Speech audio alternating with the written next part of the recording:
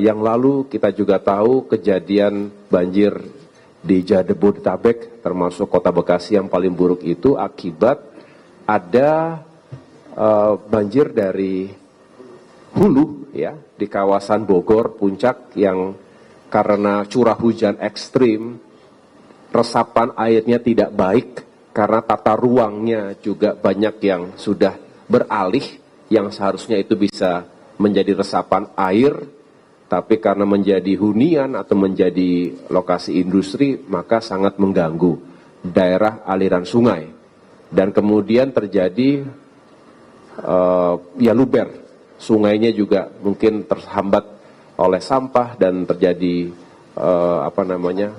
penyempitan dan juga pendangkalan. Pak Menteri, terima kasih. Maka ini yang semakin memperburuk situasi, apalagi ketika permukaan air laut itu lebih tinggi di pesisir utara Jabodetabek ini, termasuk wilayah Semarang sampai dengan Gresik, itu terjadi penurunan land subsidence yang juga ini kalau tidak ditanggulangi maka lama-kelamaan ya akan semakin parah. Tanggul pantai ini harus kita perkuat. Tapi kita juga memikirkan bagaimana air tanah tidak habis-habisan dieksploitasi sehingga permukaan tanah itu makin turun. Jadi harus ada suplai air. Yang sekarang untuk Jabodetabek ini diperkuat dari Jatiluhur dan juga Bendungan Karian dari Banten. Dan barulah ketika itu semua sudah tidak bisa lagi tidak memadai, maka dipikirkan pembangunan tanggul raksasa, tanggul laut. Saya ulangi, yang ini harus diperhitungkan dengan baik agar ya benar-benar menyelesaikan masalah tanpa merusak ekologi yang secara berlebihan dan tetap memperhatikan kehidupan masyarakat yang ada di pesisir utara. Jadi ini semangat yang kami hadirkan dalam rakor tadi, ini juga merupakan arahan dari Bapak Presiden Prabowo Subianto. Tadi Pak Menteri Perumahan juga mengingatkan, ditambah lagi dengan masukan-masukan yang lain, agar perencanaannya harus benar-benar matang, terintegrasi, dan melibatkan berbagai pihak. Ini adalah upaya pemerintah bekerja sama dengan semua stakeholders, termasuk kita juga membicarakan skemanya seperti apa, skema kerjasamanya, pembiayaannya agar mencukupi, karena kita tahu diprediksi ini akan memakan anggaran yang tidak kecil, tetapi Bapak Presiden juga mengatakan jangan berpikir itu, kita berpikir penyelamatan manusianya, menyelamatkan lingkungan hidup kita. Setelah itu kita cari sumber penganggarannya, baik kemandirian dalam negeri maupun dari dunia usaha, pihak swasta dalam maupun luar negeri. Ini yang akan terus kita bahas, akan kita matangkan dan sempurnakan. Desainnya sudah terus kita perbaiki sehingga mudah-mudahan ini akan mendapatkan keputusan dan bisa segera dijalankan. Demikian. Tadi kan sempat disebut banyak masalah dari hulu, terus sampai tadi ada terlalu banyak orang yang ngambil air tanah.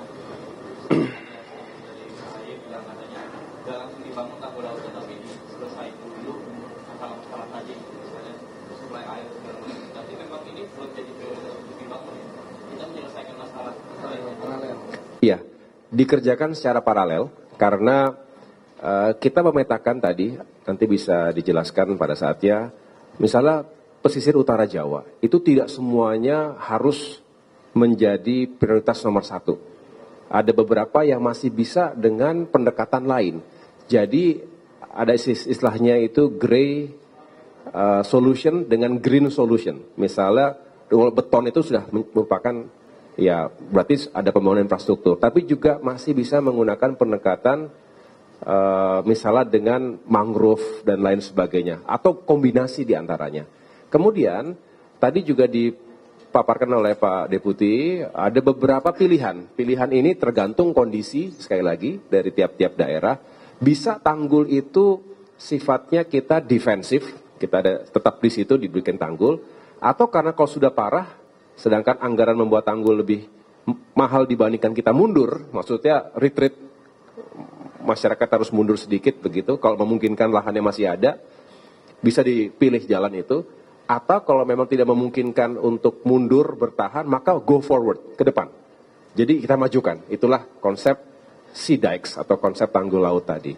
Jadi masih ada kombinasi yang bisa kita racik dengan benar, dengan baik, dengan tepat begitu. Jadi tidak harus ini selesai baru yang berikutnya, tetapi dikerjakan secara paralel. Termasuk tadi normalisasi sungai, pembersihan sewerage system itu.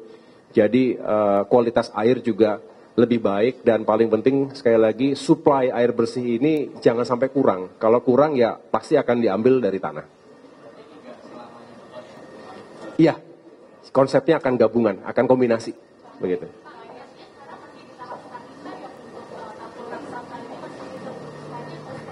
Iya, sebetulnya beberapa feasibility study sudah dilakukan, tapi karena ada beberapa konsep ini, kalau dilihat sejarahnya bahkan dari tahun 2007-2008 ini sudah mulai serius dikerjakan. 2014 ada konsep NCICD, kemudian ada lagi penyempurnaan menggunakan konsultan dari berbagai negara yang juga punya pengalaman seperti itu. Dan hari ini kami memang masih mencoba mengintegrasikan berbagai konsep tadi, memutakhirkan. Kami ingin segera tapi tidak boleh juga terburu-buru karena ini sesuatu yang besar. Daripada nanti sudah dijalankan, sudah di groundbreaking misalnya, tetapi ternyata ada hal-hal detail atau hal-hal teknis yang belum tuntas begitu.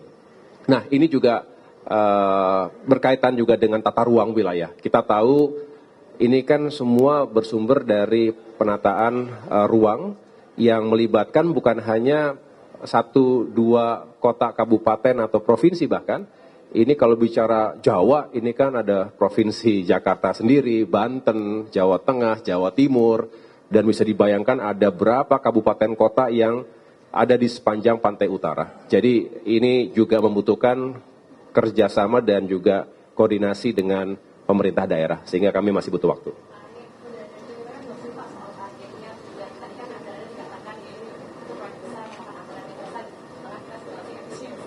Ya, ini juga tadi yang kita bicarakan, bahwa sumber anggaran ini juga harus kreatif, tidak bisa kita bersandar pada APBN atau APBD, karena memang prioritas yang dihadirkan di awal pemerintahan Bapak Prabowo Subianto juga cukup banyak dan banyak sekali yang memang sangat mendasar.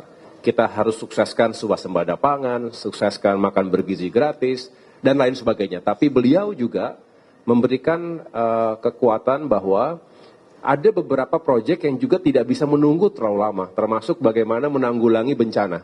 Ya, dan disinilah kami mencoba ya untuk mengkurasi tadi, mana yang benar-benar didahulukan, penting tapi bisa agak berikutnya, maupun yang nanti saja. Nah, ini yang lagi dipetakan tadi dengan catatan kita sedang mengintegrasikan berbagai konsep yang sudah ada selama ini, termasuk menghitung, mensimulasikan anggarannya. Saya tidak jelaskan di sini secara rinci, tapi ada beberapa simulasi. Kalau sekian itu berapa, kalau konsepnya seperti ini berapa, dan lain sebagainya. Karena ini masih penghitungan, saya tidak ingin menghadirkan spekulasi, lebih baik kita tuntaskan terlebih dahulu, sehingga setelah itu bisa kita jelaskan secara formal. Mungkin Pak Menteri, cukup. Cukup ya Bapak Ibu, teman-teman ya. Makasih. Makasih. Thank you.